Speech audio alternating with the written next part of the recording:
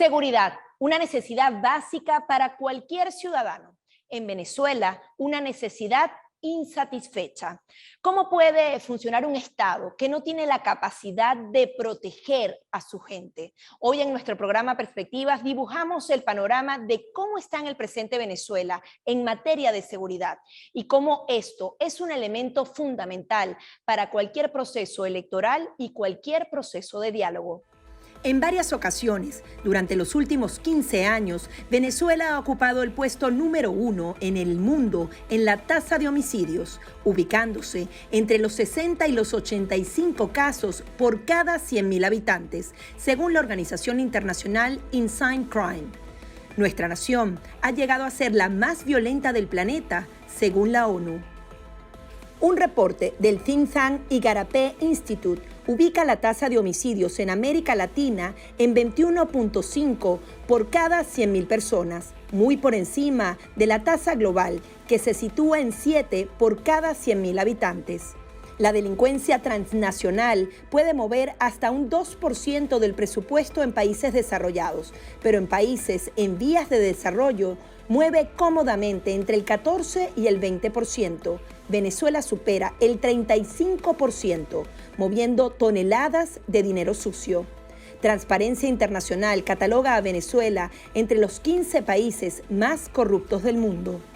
Nuestro invitado del día de hoy, Iván Simonovic, excomisionado de Seguridad e Inteligencia, asegura que al menos 5 estructuras criminales hacen vida en el país. 13 megabandas. Megabandas como la del Coqui, como la de Picure, la de Wislexi, que fácilmente debe estar integrada por unos 6.000 o 7.000 hombres. Luego tenemos los grupos colectivos, 14 grupos colectivos armados, auspiciados y patrocinados por el régimen, fácilmente unos 3.000 integrantes.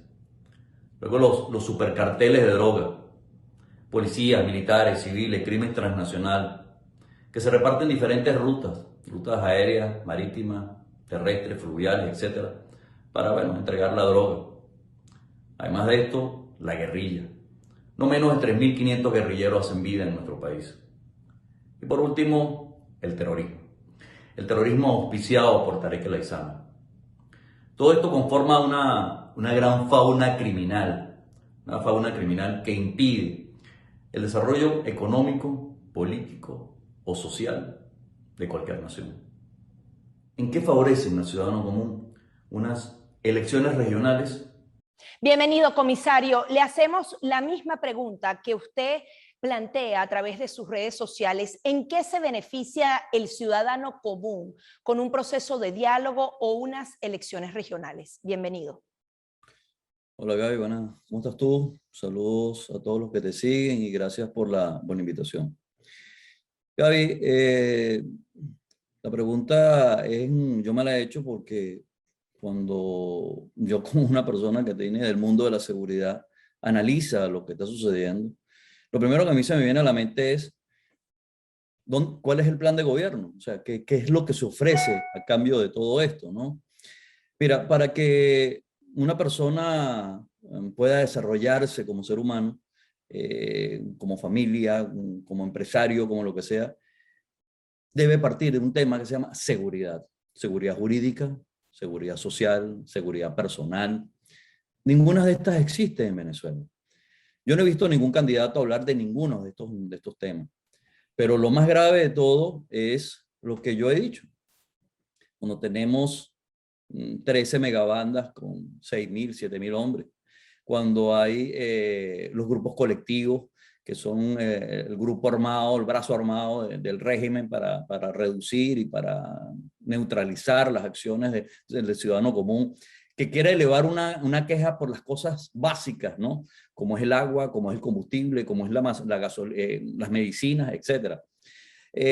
Por otro lado, los grupos dedicados al narcotráfico, la guerrilla. Además de esto, pues sabemos de los terroristas pues, que han llegado a Venezuela con estas alianzas con un país como Irán, que lo que exporta es eso, terrorismo.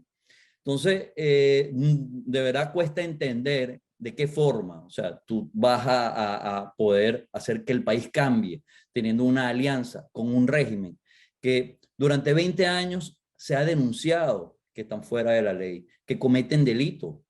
El último tweet que coloqué el día de hoy habla precisamente sobre cuánto del presupuesto de una nación se mueve los organismos, los grupos armados, la delincuencia.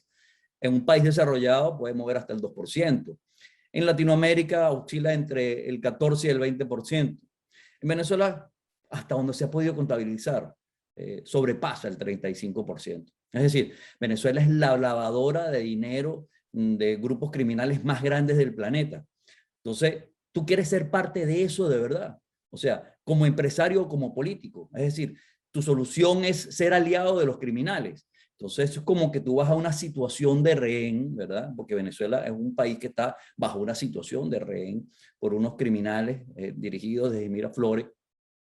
Y resulta que tu decisión o la forma de resolver tu problema es ser amigo, socio y compañero del criminal. Esa es la solución. Bueno, yo pienso que no lo es, pues. O sea, que eso definitivamente no ayuda en nada al venezolano. La situación del país es tan caótica que, ¿en qué forma? O sea, que yo quisiera que alguno planteara algo coherente y dijese, vamos a solucionar el problema de los servicios básicos, así. Nadie lo ha dicho. Vamos a acabar con los grupos criminales, así. Vamos a conseguir seguridad en las vías para que se pueda la gente transportar de un sitio a otro seguro, así. No, eso no existe de ninguna forma. Nadie ha hablado absolutamente de eso, de la educación, de la profesionalización. Nada, de nada de eso se habla. Entonces yo digo, ¿y en qué gana el venezolano? Entonces, lo peor es que están engañando a un grupo de venezolanos, porque venezolanos verá que en este momento de desesperanza total, viene alguien que tenga un buen discurso y sencillamente se lo compran. Y muchos de ellos van a ir a votar por estos irresponsables. Pero de verdad, yo quisiera que me dijera alguno de ellos con honestidad qué va a obtener él, más que lo que vaya a obtener ese político o ese empresario como es para ellos.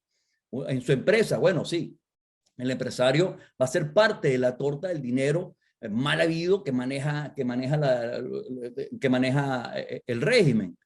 Inclusive me pregunto, ¿tú quieres ser parte, tú quieres tener parte de ese dinero mal habido, dinero que viene del narcotráfico, de la legitimación de capitales? Esa es la pregunta, ¿no? Sí, comisario, hay muchos temas aquí que explorar de todo lo que usted señala. En primer lugar, pongámonos en el escenario que alguno de esos candidatos a alcaldías o gobernaciones hace una propuesta específicamente en tema de seguridad, pero ¿cómo cumplirla? Si tenemos un régimen que apoya a los presos en las cárceles para que sigan cometiendo delitos, adicionalmente a toda esta fauna criminal que usted señala, que no sé si usted se atrevería a asegurar de que esa fauna criminal a veces está por encima incluso del régimen de Nicolás Maduro. Tienen tanto poder que no necesariamente siguen las directrices de este régimen. Entonces, ¿cómo enfrentarse a esas dos aristas adicionales ante una propuesta de seguridad para el país? Mira, es tan cierto lo que tú acabas de mencionar del control que tienen algunos de estos grupos criminales. Vamos a hablar del tema de la guerrilla. ¿Qué pasó en Apure? Apure se terminaron entregándosela a la FARC. ¿Ok? La Fuerza Armada trató de retomar el Estado y asesinaron 10, 12 oficiales de la Fuerza Armada. Que eso ha quedado así. ¿Ok? Y al final, después secuestraron a otros, y entonces hicieron ver como un rescate, no hubo rescate de nada. Ellos los entregaron y le dijeron con una única condición es que nos dejen tranquilos acá en Apure. Esa es una prueba evidente de que no hay control sobre algunas áreas. Mira, Venezuela se ha convertido en un tema de franquicias criminales, ¿no? Yo te entrego a ti Apure o te entrego aquí esta región para que manejes todo el tema de minería, me das mi parte. Te entrego aquí esta parte para que manejes todo el tema de narcotráfico y me das mi parte, y así sucesivamente. A principio de este año, el embajador Story anunció, pues dijo sobre las rutas que se habían identificado de Venezuela, rutas aéreas, marítimas, fluviales, marítimas, de todo tipo, para el narcotráfico. Bueno, eso es una realidad, o es que eso es algo que se inventó. Y en esas actividades criminales, ¿quiénes están? Civiles, policías, militares, todo aquel que quiera participar en esto, porque es un país con una situación económica deprimida total, absolutamente. Entonces, bueno, hay mucha gente que por un tema simplemente de supervivencia termina involucrándose en este tipo de cosas. Ahora, la solución, en Twitter, una de las personas que escribió en algún momento, dice, ajá, ¿y qué propone? Mira, yo diría que lo único que yo no puedo aceptar es que yo voy a terminar siendo socio de los criminales. Esa es la que no puede ser. Yo honestamente creo que la solución de Venezuela que es una solución para Latinoamérica, porque esto es un tema que ha definitivamente causado un impacto en toda Latinoamérica, es que tú tienes que plantearte tres temas, ¿no? Un tema político, un tema militar y un tema jurídico. El tema político, bueno, el tema político es que tú tienes que buscar alianza con los presidentes que realmente se han preocupado y están ocupados en resolver el problema de Venezuela para resolver el problema de ellos mismos. Por ejemplo, el presidente Duque, que estoy absolutamente seguro que no le debe parecer nada gracioso que ahora, después que todo lo que se ha construido, de todo lo que se ha hecho y todo lo que se ha dicho de Venezuela, entonces resulta que ahora van a ir a apoyar el régimen, porque ir a unas elecciones es apoyar al régimen. Luego el tema militar. Bueno, en toda Latinoamérica vas a identificar un grupo importante de militares que opinan exactamente como yo opino. Soy parte de un grupo de oficiales militares pues que nos reunimos con frecuencia y analizamos los problemas de Latinoamérica desde el punto de vista de inteligencia y cómo ha afectado la guerrilla y cómo ha afectado Venezuela y cómo ha afectado todos los vínculos que tiene el régimen con el resto de Latinoamérica. Entonces, tú necesitas, ¿verdad?, tener una mente militar para que te dé apoyo, para que te dé ideas, para que pueda de alguna forma pues, conseguir una solución táctica a la situación. Y después tenemos la parte jurídica. Bueno, la Corte Penal ya está encaminada y ha dicho pues, que en Venezuela definitivamente hay violaciones de los derechos humanos, etcétera, etcétera, y hay un enjuiciamiento pendiente contra Maduro, para allá y para acá. Entonces, ¿por qué? ¿Por qué tú ahora vas a ir a sentarte con el régimen? Porque después que sean electos, ¿dónde van a ir a que los aplaudan? A Miraflores. Y con eso estás reconociendo al dictador como presidente. Entonces, bueno, ¿y dónde quedan las 179 personas que fueron asesinadas entre el año 2014 y el 2021 y el 2020 por ir a una manifestación? O sea, aquí hay un esfuerzo muy grande de muchísimas personas, los presos políticos, etcétera, que yo creo, insisto, pues que es un acto irresponsable ir a unas elecciones regionales que no le van a aportar absolutamente nada, ni al país ni al venezolano de a pie. Comisario, viéndonos a alguna arista práctica de todo esto, hemos visto cifras que dan organismos internacionales, por ejemplo, que de cada 10 venezolanos que mueren por causas violentas, 9 de ellos son víctimas de balas. Es decir, hay muchísimas armas en el país. En teoría se hizo un control de armas en algún momento, no se podían comprar, se cerraron todas las armerías en Venezuela. Sin embargo, el poderío militar, el equipamiento de armas que tienen todas estas bandas criminales es increíble. Eso es con auspicio del régimen de Nicolás Maduro. ¿Algún ministro ha dado alguna cifra de cuántas armas hay en Venezuela? ¿Cómo podemos entender que haya tantas armas en manos de tantos criminales? Mira, desde el año 2012 creo que era que Tarek El Aissami era ministro de Interior y Justicia, un viceministro de él, Edwin Rojas, dio una rueda de prensa y anunció al país, pues dijo bueno, que se iban a suspender los portes de armas y demás, porque ellos consideraban que había muchas armas en la calle y demás. Pero también señaló que habían entre 10 y 15 millones de armas de fuego en el país de forma ilegal. Bueno, eso está en contra de todo lo que ha venido sucediendo posteriormente. Inclusive, el régimen ha dicho que va a poner fábricas de armas en Venezuela. Un país que precisamente tiene un problema por asesinato, donde la tasa de mortalidad es la más alta del planeta. Entonces tú vas a poner unas fábricas de armas. Entonces, y si eso fuese así, esa cantidad de armas que ellos dicen que existen, ¿qué ha hecho el régimen por eso? ¿O qué haces tú como gobierno para eso? Todo lo contrario, ellos son los que han ¿Ellos Ellos han son, fomentado o claro. solamente dejan que No, pase? no, o sea, ellos lo que no permiten es que el ciudadano que debe estar armado esté armado. Ellos solamente pueden estar armados los que ellos desean que estén armados, ¿ok? Un fusil hoy en día en Venezuela vale $5.000. Un fusil que en cualquier otra parte del mundo vale $2.000, $3.000, ahí ya vale $5.000. ¿Por qué? Bueno, porque hay un mercado importante de gente que sigue comprando armas de fuego. Aquí en el estado de Florida, en agosto del año pasado, se detuvo una aeronave con matrícula venezolana, 2 pilotos venezolanos, uno de ellos exfuncionario de la Fuerza Aérea, ambos vinculados al DIESI. Había más de 100 armas en ese avión, había más de 800.000 cartuchos de diferentes tipos. Cada cartucho vale $2. ¿Quién financia eso? Bueno, eso lo puede financiar solamente el régimen. Entonces, lo que de todas no existe ninguna intención de ninguna forma de detener la violencia. La violencia forma parte del caos y el Venezuela, el régimen vive precisamente causando caos, porque es en el caos que ellos se mantienen en el poder. ¿Ok? Entonces ellos de ninguna forma van a tratar de detener eso. ¿Qué hizo el régimen hace unos años? ¿Cuál era el objetivo cuando hizo estas alianzas con jefes de megabanda? Que lo vimos, que se hizo público con las famosas OLP en los barrios. En realidad no les interesaba tener el control de estos criminales, no. Lo que les interesaba era que estos criminales fueran aliados de ellos para que eventualmente, si existía alguna posibilidad de que los barrios se alzaran en Caracas o en algunas partes del país, bueno, ellos contaban con este grupo de criminales que eran capaces de contener a toda la gente. ¿Y cómo lo iban a contener? Bueno, como saben hacerlo solamente los criminales, a tiro, a fuego limpio. Y así es como han vivido. ¿Cómo vive la gente en los barrios? Bueno, a mí con miedo, porque esa es la realidad. Se ha dicho incluso que Venezuela ha exportado bandas criminales a varios países de Latinoamérica. Las autoridades de esos países han mostrado preocupación con la presencia de estas bandas que ahora están activas en otros países y hasta se siguen llamando Tren de Aragua, o sea, siguen como de alguna manera una franquicia que se exporta de Venezuela para América Latina. En lo personal he tenido conversaciones con altos líderes o jefes de policías, ministros en Ecuador, en Perú, en Colombia, en Chile.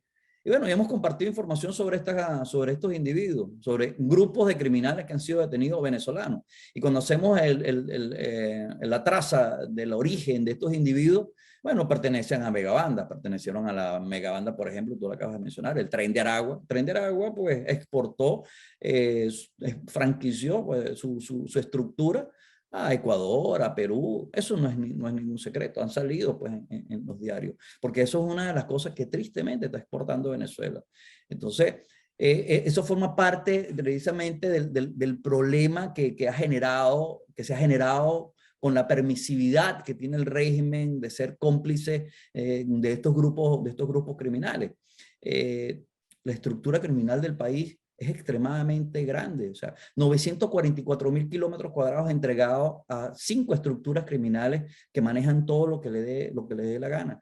Hay guerrilleros, Iván Márquez se mueve dentro de Venezuela y fuera de Venezuela como un ministro, se mueve en avión, se mueve con escoltas del Estado. Y por otro lado, tú ves casos como por ejemplo el tema de los policías. Yo sé de primera mano que los comandos de la DICIP, o ahora SEBIN, no tienen municiones para poder contener los casos que se les han presentado. Amén que pues que los fusiles y las armas que tienen 20 y 30 años. Hoy por hoy, ¿verdad? Los criminales están mucho mejor armados que las mismas policías. Se han presentado problemas dentro de las organizaciones policiales precisamente porque ya los policías no aguantan. Los chalecos antibalas desaparecieron, los equipos de comunicaciones no existen, las municiones tampoco. Muchas de las armas que tienen los policías son personales. Hay órdenes inclusive porque ni siquiera confían en los funcionarios. Entonces les dicen a los funcionarios que no se pueden llevar el arma de reglamento a su casa. Entonces ese señor cuando sale del trabajo, cuando llega a su barrio, cuando llega al sitio donde vive, que todo el mundo sabe que es policía, bueno, sencillamente lo están esperando para emboscarlo y asesinarlo. Entonces esa es la realidad del país, donde el delincuente, donde los criminales, donde todo lo que esté fuera de la ley está precisamente por encima de cualquier organismo legal del país. Entiéndase sistema de justicia, entiéndase policía, entiéndame, cualquiera de ellos está por encima de ellos. Los criminales están por encima. Comisario, usted también hablaba de esa posible sociedad entre los criminales, los lavadores de dinero y estos empresarios que quieren una reactivación económica del país. Y de allí me surgen dos preguntas. Estos llamados bodegones, este boom económico, esta pequeña burbuja que se ha dado en Caracas, precisamente es un ensayo para que eso vaya aumentando más en el país. Y adicionalmente, si esto comienza a proliferarse en el país y al final se trata de lavado de dinero, Estados Unidos va a estar alerta de los nuevos ricos, por así decirlo, que se van a producir en Venezuela en esta nueva reactivación económica. ¿Cómo se puede manejar todo este asunto? La reactivación económica no existe. La reactivación económica no existe porque tocas utilizar la palabra adecuada. Son sencillamente espacios. Son globos que están allí, que solamente un grupo muy pequeño tiene acceso. Inclusive estamos hablando desde Caracas nada más. Un bodegón, ¿de dónde sale el dinero para tener una estructura? En la Florida, que se acaba de hacer de 3 pisos, y que Con tú puedes elevador y todo. comprar y hacer todo lo que tú quieras hacer al mercado como que si estuvieses, no sé, en un país de primer mundo, cuando no es quizás a 5 cuadras de allí, en Chapellín, la gente se está muriendo de hambre. Eso no tiene sentido de ninguna forma, pero eso es en Caracas, porque el resto del país no está así. Entonces, la única explicación de eso es precisamente que viene de dinero sucio, dinero de procesos para lavar dinero, igual que las construcciones en muchos casos. ¿Cuál va a ser la posición de Estados Unidos? Bueno, la posición de Estados Unidos y la posición de muchos países, y es parte del trabajo que se hizo o lo que hace la embajada del gobierno interino, y en el momento cuando yo estaba como comisionado de seguridad e inteligencia, era ese, ¿no? Hacer un tracking, hacer un seguimiento sobre todos estos individuos y personas que eventualmente, pues de la noche a la mañana, amasan grandes cantidades de dinero y tú no sabes de dónde vienen. Lo cierto es que la pregunta mía es esa, o sea, a los empresarios, no sé, de organizaciones serias, que toda la vida fueron serias como Fedecámara, yo digo, bueno, usted va a ser parte, va a recibir dinero del Estado sabiendo que este dinero de dónde viene. Esa es la realidad. Y usted va a ser compartícipe de eso. Al terminar esto, yo digo, ¿quién se está beneficiando de verdad allí? Ese dinero, eso está llegando al pueblo de verdad. La gente se está favoreciendo de alguna manera. Eso no se va a favorecer de ninguna manera. ¿Cómo haces tú para que los servicios básicos del país realmente fueran a funcionar? La luz, el agua, esos servicios se van a resolver. ¿Va a haber algún plan para que eso funcione? Nadie ha hablado absolutamente nada de eso. Todo el mundo habla de ser alcalde, gobernador, o sencillamente pues los empresarios que dicen que es necesario llegar a una alianza con el régimen. Insisto, o sea, yo no puedo someter al delincuente, entonces me hago amigo y socio del delincuente. Eso no creo que se deba hacer. O sea, y como yo estaba diciendo al principio, Gaby, bien se ha dicho que para que exista democracia tiene que haber justicia. En Venezuela no hay justicia. Eso está perfectamente claro. Como mucho menos va a haber democracia. Las democracias son repúblicas de jueces. En Venezuela no hay jueces, no hay democracia, no hay un sistema jurídico que te proteja desde el punto de vista social, desde el punto de vista personal, desde el punto de vista de inversión. No existe. ¿Cuántas empresas en el mundo estarían dispuestas ahorita a ir a Venezuela y decir yo voy a colocar un dinero para arrancar una... Bueno, las únicas empresas que tú puedes haber visto son los iraníes, los rusos con mucho cuidado y porque a ellos les interesa que son armas de fuego y ese tipo de cosas. Pero un país serio, Canadá, Inglaterra, España, no sé, cualquiera de estos países, ¿haría inversión en Venezuela? Pues no lo van a hacer porque no existe seguridad. Comisario, una última pregunta que sé que siempre le interesa a la audiencia, el tema de las investigaciones que se siguen dando acá en Estados Unidos, algunas deportaciones, ese trabajo de inteligencia, sabemos que no es directamente relacionado a usted, pero usted tenía conocimiento de esto. Estos jerarcas del régimen tienen que seguir teniendo mucho cuidado de venir a Estados Unidos y tratar de disfrutar Disney porque esas investigaciones siguen en curso. Mira, Gaby, te puedo hablar con toda propiedad que el sistema de justicia norteamericano, el Departamento de Estado, hacen y mantienen activa una serie de investigaciones. Recientemente, hace 2 días, se detuvo a un individuo, ¿verdad?, que hizo operaciones con el gobierno, con el régimen venezolano para la venta de repuestos de aeronaves Sukhoi en Venezuela. Entonces el señor tiene tiempo aquí y sin embargo, pues a lo mejor pensaría que no iba a pasar absolutamente nada. Bueno, le pasó a él y le ha pasado a otro. Tenía tiempo viviendo en Estados Unidos, a Sí, pesar de esa negociación. claro, hay gente que cree que está aquí, que dice que no le va, piensa que no le va a pasar absolutamente nada. A diferencia de lo que piensa la gente o como cree en Venezuela que el sistema funciona, es que el sistema de justicia en los países democráticos son autónomos. ¿Ok? Un juez, un fiscal y un policía hacen su trabajo y no tienen nada que ver con el tema político. No es como en Venezuela. Estas personas hacen su trabajo, entregan sus expedientes y los jueces y los fiscales hacen lo que tienen que hacer en el momento que tienen que hacer. Es decir, eso no cambia con la mesa de diálogo. Eso eso va a continuar. No, eso no lo va a detener. O sea, y no solamente en los Estados Unidos, Canadá, Inglaterra, España, Suiza, todos estos países que de alguna forma tienen investigaciones, Colombia, tienen investigaciones de personas que saben que están involucrados en actividades criminales, legitimaciones de capitales, narcotráfico, lo que sea, pues están metidos dentro de un radar de una investigación. Eso de ninguna forma va a cambiar porque así funcionan las democracias. En las democracias, insisto, pues son repúblicas de jueces y los jueces son autónomos. Los jueces toman las decisiones sobre las personas que han cometido algún tipo de delito. Y lo que estoy diciendo ahora lo digo con toda honestidad y claridad. Más de uno sabe que cuando ha llegado al aeropuerto ha terminado